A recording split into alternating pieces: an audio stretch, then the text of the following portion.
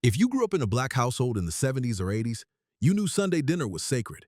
You'd walk into your grandma's house and the smell would hit you before you even opened the door. Fried chicken, collard greens, cornbread in the oven, mac and cheese bubbling on the stove.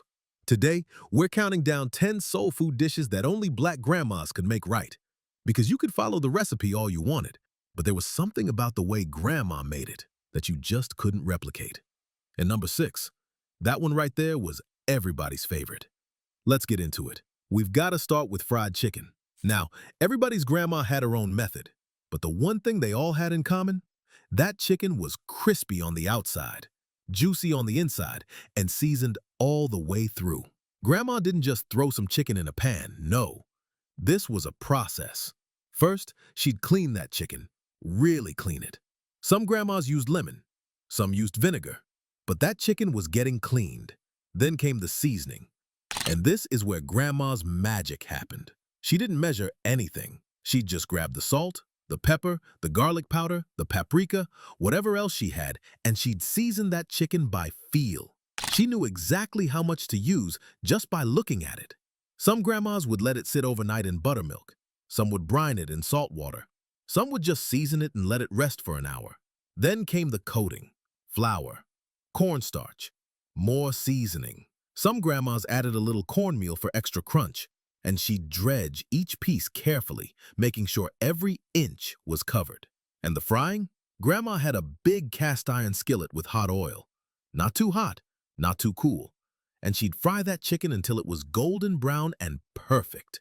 You could try to make it the same way. You could follow every step, but somehow it never tasted like Grandma's. If you remember sitting at Grandma's table waiting for that fried chicken to come out of the skillet, if you remember that first bite and how perfect it was, then you remember what soul food was really about.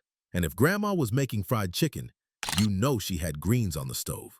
Collard greens, not just any greens, Grandma's greens. Grandma would start with a big pot, and I mean big, because she wasn't making greens for 2 people. She was making greens for the whole family, plus whoever else might stop by. She'd start with a smoked ham hock or a smoked turkey leg, sometimes neck bones. That meat went into the pot first with some water, and she'd let it simmer until the house started smelling right. Then she'd start cleaning those greens. Bunch after bunch, she'd rinse them, check every leaf, pull off the stems. And this took time, but Grandma didn't rush. Once the greens were clean, she'd chop them up and add them to the pot.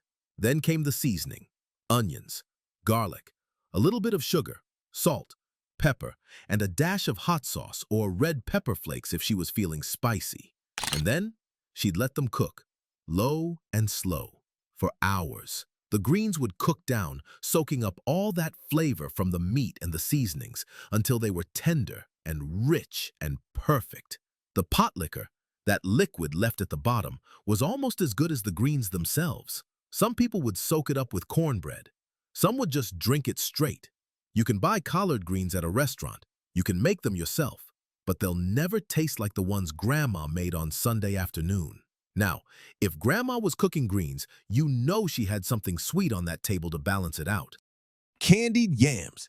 This dish right here, this was everybody's weakness. Grandma would start with sweet potatoes, big ones. She'd peel them, slice them thick, and lay them out in a baking dish. Then she'd make the glaze: butter, brown sugar, cinnamon, nutmeg, a little vanilla. Some grandmas added orange juice. Some added a touch of molasses. She'd pour that glaze all over the sweet potatoes, making sure every piece was coated. Then, into the oven it went. And as it baked, the sweet potatoes would get soft and the glaze would caramelize and thicken, creating this sticky, sweet, buttery coating that was just perfect. Some grandmas would add marshmallows on top toward the end. Some wouldn't. But either way, when those candied yams came out of the oven, you knew it was about to be a good day. The smell alone was enough to make your mouth water. And that first bite, warm, sweet, buttery, with just a hint of spice from the cinnamon, that was heaven. Candied yams are an old-fashioned legacy recipe that goes back generations, and every grandma had her own way of making them. But they all had one thing in common: they were made with love. And speaking of things that were rich, creamy, and absolutely necessary at Sunday dinner. Baked mac and cheese. Not the kind from a box.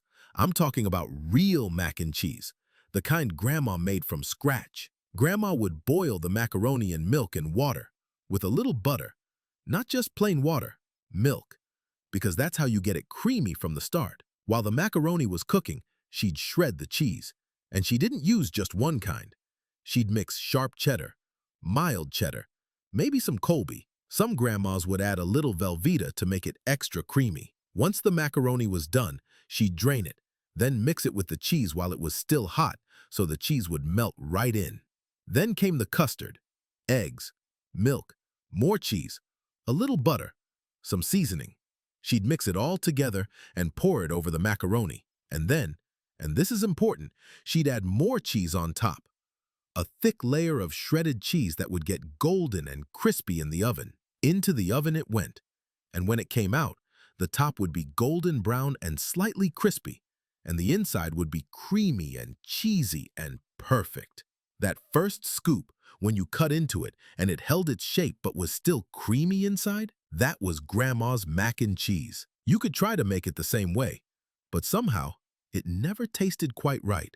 Now, you couldn't have a proper soul food meal without something to soak up all that goodness. Cornbread. Grandma's cornbread wasn't sweet like cake. It was just slightly sweet, with a tender crumb and a golden crust. She'd mix cornmeal, flour, buttermilk, eggs, butter, a little sugar, baking powder, and salt. Some grandmas added a touch of honey. Some didn't add any sugar at all. But here's the secret. Grandma always used a cast iron skillet. She'd heat that skillet in the oven with butter or bacon grease until it was smoking hot. Then she'd pour the batter in, and you'd hear that sizzle. That hot skillet created a crispy, golden crust on the bottom and edges of the cornbread that you just couldn't get any other way. When it came out of the oven, she'd cut it into big squares and serve it warm with butter. And you'd use that cornbread for everything. You'd eat it with your greens. You'd crumble it into your beans. You'd soak up the pot liquor. You'd eat it with your fried chicken. Cornbread was the foundation, and Grandma's cornbread was always perfect. But Grandma didn't just cook savory dishes. She had desserts that would make you forget everything else on the table. Sweet potato pie. This right here was the dessert. This was what everybody waited for. Grandma would roast or boil sweet potatoes until they were soft, then mash them up smooth, real smooth, no lumps. Then she'd mix in butter, sugar, eggs, milk, vanilla, cinnamon, and nutmeg. The spices were key. Not too much, not too little, just enough to make it taste like home. She'd pour that filling into a pie crust, sometimes store-bought, sometimes homemade, and bake it until it was set, but still had a little jiggle in the middle. When it came out of the oven, the top would be smooth and slightly cracked, and the smell would fill the whole house. You'd let it cool, and then you'd cut into it. And that first bite, buttery, smooth, silky, with that perfect blend of sweet and spice, that was everything. Sweet potato pie was a soul food classic. It showed up at Thanksgiving, at Christmas, at family reunions, at Sunday dinners, and Grandma's version was always the best. Some people might argue about pumpkin pie versus sweet potato pie, but if you grew up in a black household, you know there's no contest. Now, sweet potato pie was the star, but Grandma had other desserts that were just as legendary. Peach cobbler, warm, sweet, buttery, with a flaky crust on top and juicy peaches underneath. Grandma would use canning peaches, the big can, the one with the peach halves in heavy syrup. She'd pour those peaches into a baking dish with some of the syrup, then add sugar, cinnamon, nutmeg, and a little butter. Then came the crust. Some grandmas made a biscuit-style topping. Some made a pie crust and laid it on top. Some made a batter and poured it over the peaches, and it would rise up around the fruit as it baked. Into the oven it went, and as it baked, the peaches would get soft and syrupy, and the crust would get golden and flaky. When it came out, you'd let it cool just a little bit. Not too much, because peach cobbler is best when it's still warm. And then you'd serve it, sometimes with vanilla ice cream on top, sometimes with whipped cream, sometimes just by itself. That first spoonful, When you got a little bit of crust and a lot of those warm, sweet peaches, that was pure comfort. Peach cobbler was a soul food dessert that Grandma could throw together without a recipe. She just knew. But desserts weren't the only thing Grandma made that had everybody coming back for more. She had main dishes that were legendary. Smothered oxtails. Now this was a Sunday dinner special. This wasn't something Grandma made every week, but when she did, you knew it was going to be good. Oxtails are tough. They need time, and Grandma had time. She'd season those oxtails heavy. Salt, pepper, garlic powder, onion powder, whatever else she had. Then she'd dredge them in flour and brown them in a hot skillet until they were golden on all sides. Once they were browned, she'd set them aside and make the gravy. Onions, bell peppers, garlic, all cooked down in the drippings from the oxtails. Then she'd add flour to make a roux, then beef broth, and let it thicken into a rich, dark gravy. The oxtails went back into the pot, covered in that gravy. Then she'd cover it, turn the heat down low, and let it cook for hours, low and slow. The meat would get so tender it would fall off the bone. The gravy would get thick and rich and full of flavor. And when she served it over rice, with some of that gravy poured on top, that was a meal you'd remember. Smothered oxtails were a labor of love. They took time, they took patience, but Grandma never rushed. Now, oxtails were fancy, but Grandma also had dishes that were simple, but just as good. Red beans and rice. This was a Louisiana classic, but a lot of black grandmas across the South made it. Grandma would start with dried red kidney beans. She'd soak them overnight, then drain them and put them in a big pot with water, a smoked ham hock, or some andouille sausage, onions, bell peppers, celery, the Holy Trinity, plus garlic, bay leaves, and Creole seasoning. Then she'd let it cook, low and slow, for hours. The beans would get soft and creamy, and the flavors from the meat and the vegetables and the spices would all come together into this rich, smoky, slightly spicy dish. She'd serve it over white rice with a piece of cornbread on the side, and you'd eat it until you couldn't eat any more. Red beans and rice was comfort food. It was filling, it was flavorful, and it was one of those dishes that tasted even better the next day. And finally, there's one more dish we have to talk about. The one that showed up at every cookout, every family reunion, every church picnic. Potato salad. Not just any potato salad. Black cookout potato salad. Now, let me be clear. Potato salad was serious business. Everybody had an opinion, and Grandma's potato salad was the standard. She'd boil the potatoes with the skin on until they were just tender. Not too soft, not too hard. Then she'd peel them while they were still warm and cut them into chunks. While the potatoes were still warm, she'd add a little bit of the pickle juice from the jar. This is key. The warm potatoes would soak up that flavor. Then she'd add hard-boiled eggs, chopped up fine, celery for crunch, onions, sweet pickles or relish, and then the dressing. Mayonnaise, yellow mustard, a little sugar, salt, pepper, paprika on top. She'd mix it all together gently so the potatoes wouldn't get mushy. Then put it in the fridge to chill. When it came out, that potato salad was creamy, tangy, slightly sweet, and perfectly seasoned. And if you went to a cookout and somebody else brought potato salad, you'd still wait for Grandma's, because you knew hers was the one. Potato salad was a staple, and Grandma's was the best, period.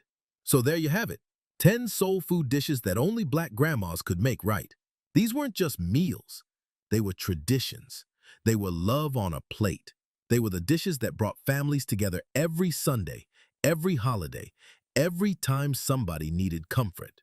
The fried chicken that was crispy and juicy, the collard greens that simmered all day, the candied yams that was sticky and sweet, the mac and cheese that was creamy and golden, the cornbread that soaked up everything, the sweet potato pie that made you forget about everything else, the peach cobbler that was warm and perfect, the smothered oxtails that fell off the bone, the red beans and rice that filled you up, the potato salad that was the standard. You can follow the recipes. You can try to make them the same way, but there was something about the way Grandma made them, the way she didn't measure anything, the way she cooked by feel, the way she knew exactly when something was done, that you just can't replicate. If this video brought back memories of Grandma's kitchen, I want to hear about it. Drop a comment and tell me, which dish was your favorite? What did your grandma make that I didn't mention? What's the one dish you've been trying to recreate but just can't get right? And if you want more trips down memory lane like this, subscribe to Black Then. We're keeping these memories alive, one video at a time. Thanks for watching. I'll see you in the next one.